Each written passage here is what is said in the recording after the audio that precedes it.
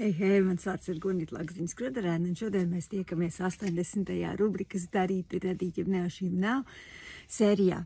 Tad, kad es sāku rakstīt 14 gadu vecumā, stāstus, proti rakstīt, es jau tad sapņoju, ka reiz pēc kāda mana darba sižeta varētu uzņemt filmu vai to iestudēt uz skatuves, un man likās, ka tas varētu būt viens no lielajiem sapņiem, un tāpēc man vēl jau lielāks prieks ir par tiem rakstniekiem, kuriem šis sapnis piepildās. Un šodien gribētu pieminēt divas Zanes, Zani Zustu un Zani Nuts. Zanei Zustei vakar sākās seriāls Slepkavības lieta Lapsenes.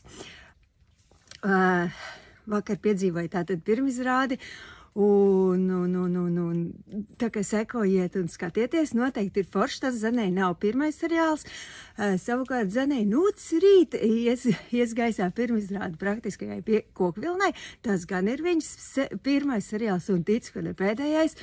Abas Zanes ir brīnišķīgas, ne tikai rakstnieces, arī scenāristes un vienkārši brīnišķīgi cilvēki, atsaucīgi, humoru pilni un lieliski. Tā kā es neesmu filmu cilvēks un vispār televīzijas skatītājs, bet šos es noteikti noskatīšos.